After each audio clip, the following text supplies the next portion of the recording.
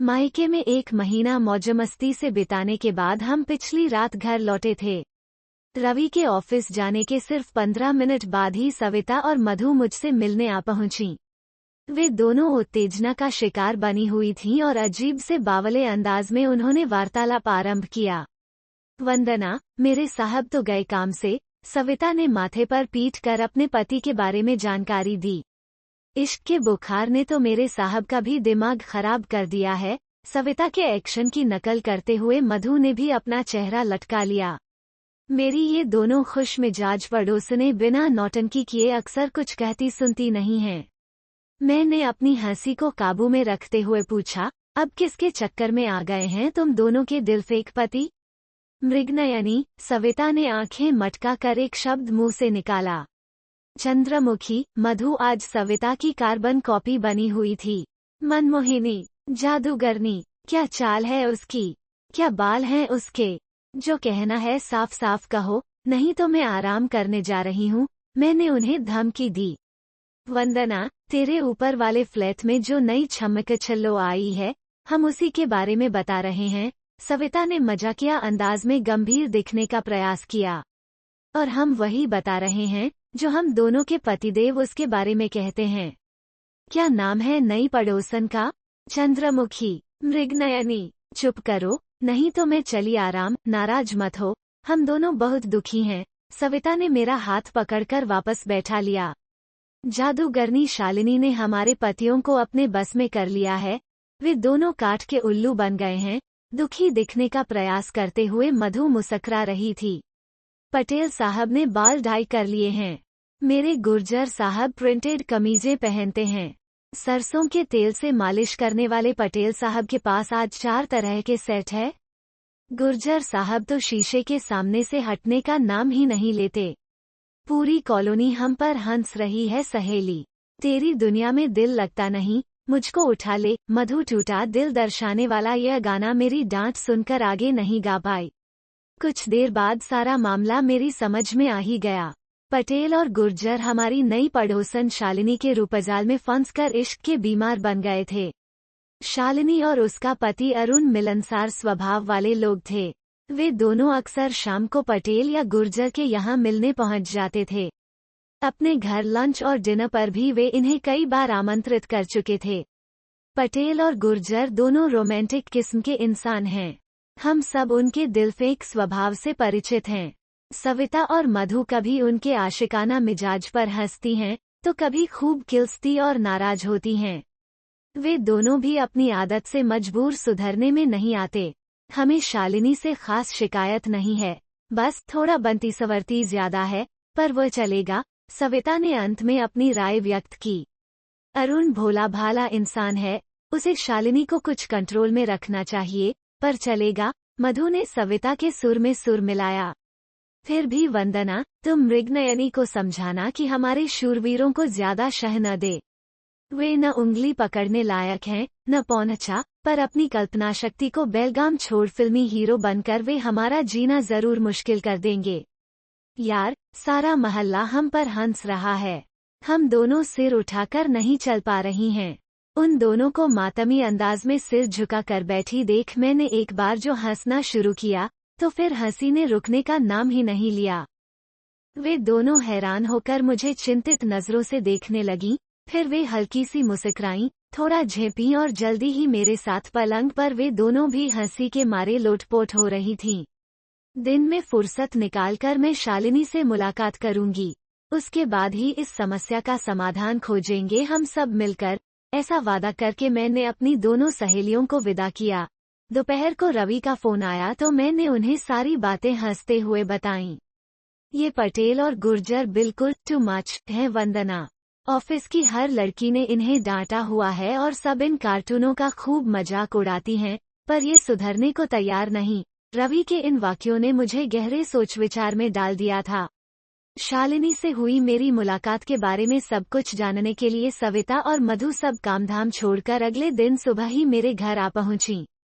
वो शालिनी तुम दोनों के पतियों को जानबूझकर बढ़ावा नहीं दे रही है। हंसते मुस्कुराते हुए खुलकर बातें करना उसका स्टाइल है। मैंने अपना निर्णय उन्हें बता दिया। तुम ठीक कह रही हो, पर हमारी मुसीबत दूर करने के लिए कुछ करो भी यार, मधु खींच उठी।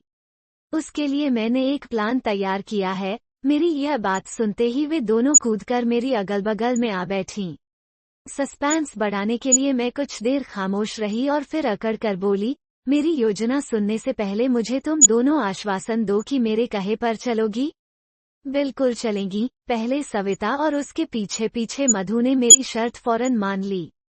कोई सवाल जवाब नहीं करोगी? नहीं करेंगी। जब तक परिणाम न निकले तब तक किसी तरह के अविश्वास, डर या घबराहट का शिकार नहीं बनोगी। तेरी योजना में कोई मर्डर होगा क्या? सविता ने जोर से चौंकने का अभिनय किया। आजकल दूसरी औरत वाली हर फिल्म में मर्डर जरूर होता है।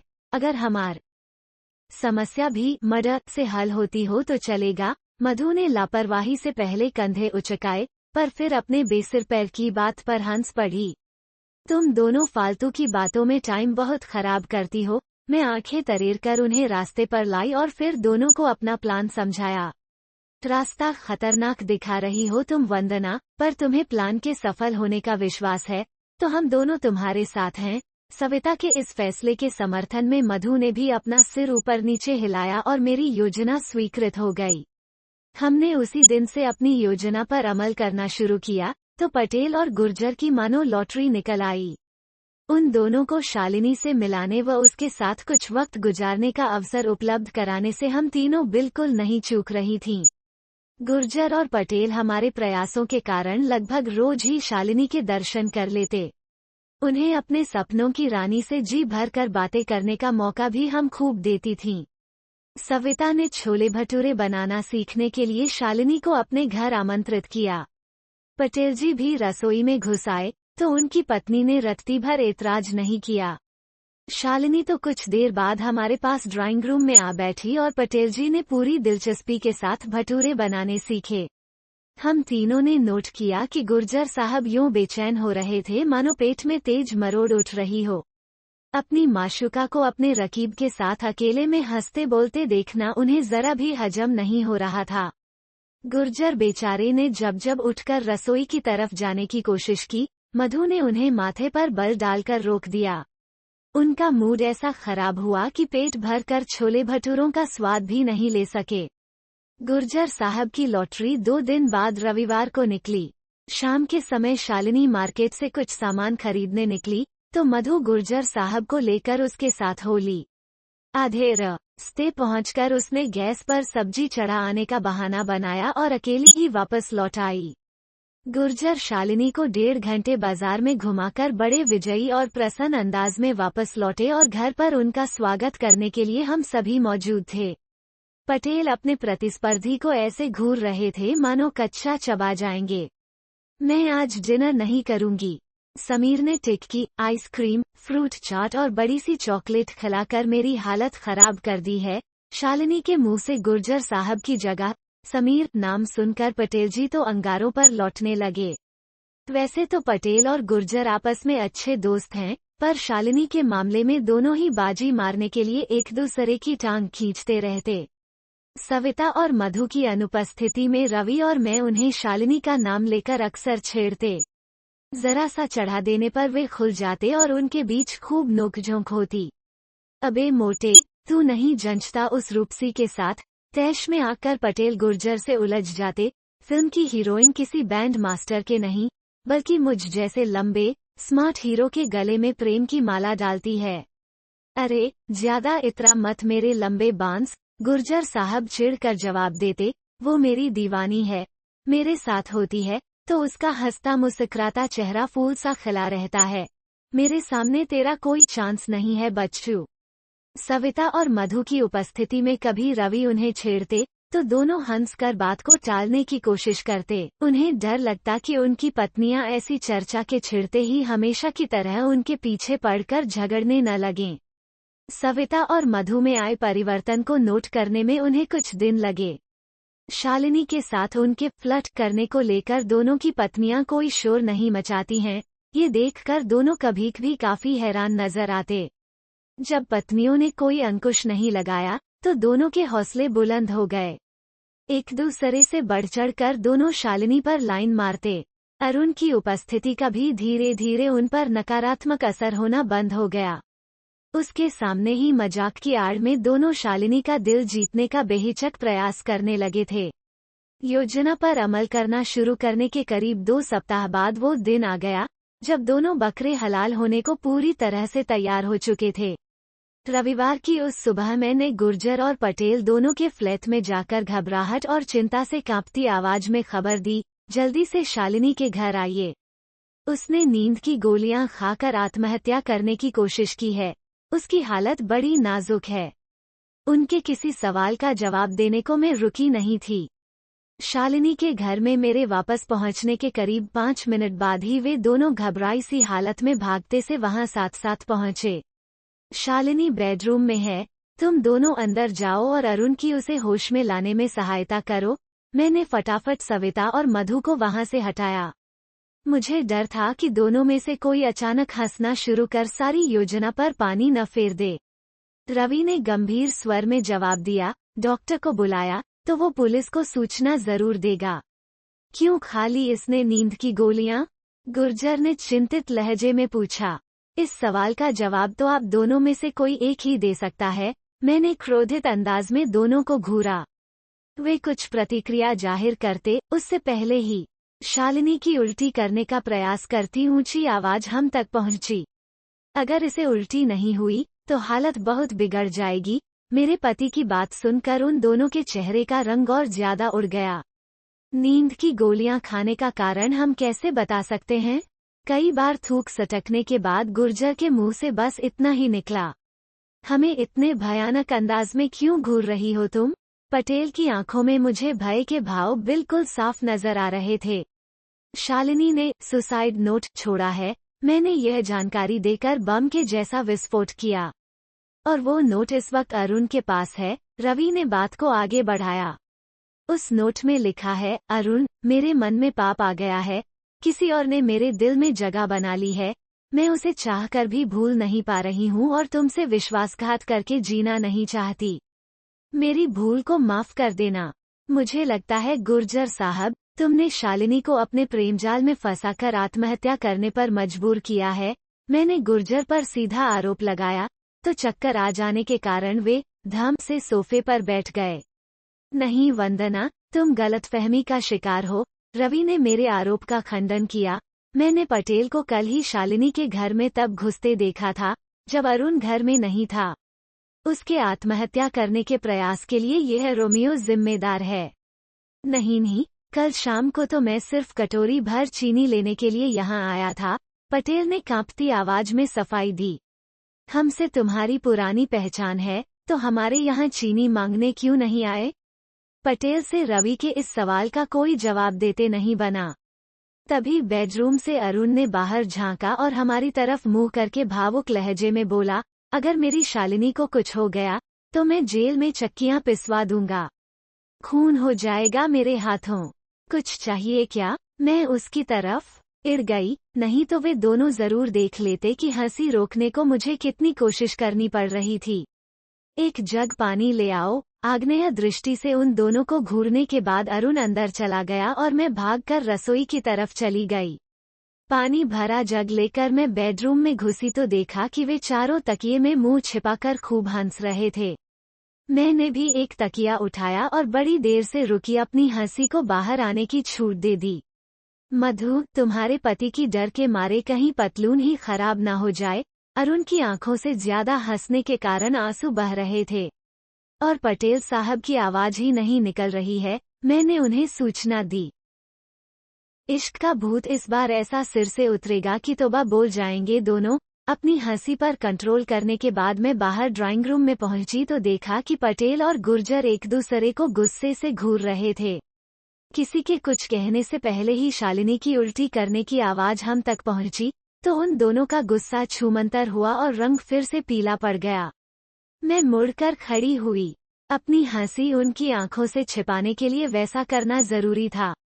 उधर पटेल जी गुर्जर साहब को लताड़ रहे थे। अबे, मैं तो हल्का सा हंसी मजाक उससे करता था, पर मेरे दिल में पाप नहीं था। तुमने उससे प्यार का गहरा चक्कर चलाकर गुनाह किया है। बेकार की बात मत करो। गुर्जर ने गुस्से से भरकर जवाब दिया, तुमने शालीनता की सीमा हमेशा तोड़ी है। आते जाते तुम उसे टक्कर मारते थे, मेज के नीचे पैर से पैर टकराते थे। सोने के बुंदे उसे कौन खरीद कर देना चाहता था? पटेल जी कुछ कहते, इससे पहले ही अरुण बेडरूम से बाहर आकर फोन की तरफ बढ़ा। रवि ने फौरन उसे टोका, नहीं यार, पुलिस को फोन मत करो। शांति से बातें करने से सब समस्याएं हल हो जाती हैं। पुलिस का नाम आते ही गुर्जर और पटेल आपस में झगड़ना भूलकर अरुण की तरफ लपके। तुम पूछ लेना शालिनी से, वो मुझे गुनाहगार नहीं बताएगी, पटेल ने भावुक लहजे में अपने लिए सफाई दी। हंसी मजाक की बात और है, पर शालिनी को मैंने हमेशा इज्जत की नज़र से देखा है, गुर्जर साहब ने दोस्ताना अंदाज में अपनी सफाई दी। अरुण फर्श को फाड़ खाने वाले अंदाज में घूरता खामोश खड़ा रहा। हम दिल के बुरे नहीं हैं अरुण, हमारे व्यवहार से तुम्हें भविष्य में कोई शिकायत नहीं होगी। गुस्सा थूक दो, नहीं तो हमारी बड़ी बदनामी होगी, कहते हुए पटेल जी रुआसे हो उठे। पुलिस वाले बड़ी कुताघसीट करेंगे हमारी यार, गुर्जर ने हाथ ही जोड़ दिए अरुण के सामन। प्रश्नवाचक चिन्ह। अरुण ने अचानक अपने गले से अजीब अजीब सी आवाज निकालनी शुरू की। फिर उसने उन दोनों को जोर से धक्का दिया और भागते हुए बेडरूम में घुस गया। मैं उसके पीछे भागी। फिर उन दोनों को हक्काबक्का सा छोड़ रवि भी हमारे पीछे बेडरूम में घुस आया। हम तीनों अपनी हंसी उन दोनों से छिपाने में बड़ी मुश्किल से ही सफल हो पाए थे। मैंने बेडरूम का दरवाजा बंद न किया होता तो वे दोनों अंदर घुस आते और हमारा सारा बनाया खेल बिगड़ जाता। हम अपनी जिंदगी में कभी इतना नहीं हंसे थे। बार बार पटेल और गुर्जर की शक्लें हमें ध्यान आती और हंसी का फव्वारा अंदर से फिर फूट पड़ता। जब हंसी का तूफान कुछ थमा तो सविता ने अचानक मुझसे पूछा, वंदना, यह तो बता कि हमारी योजना में शालिनी और अरुण को कैसे और कब शामिल किया? शुरू से ही, मैंने मुस्कुरा कर जवाब दिया, तुम दोनों को यह जानकर खुशी होगी कि शालिनी और मैं पुरानी कॉलेज की सहेलियां हैं और मैंने सारा प्लान आरंभ में इन्हीं दोनों के साथ बैठकर बताया था।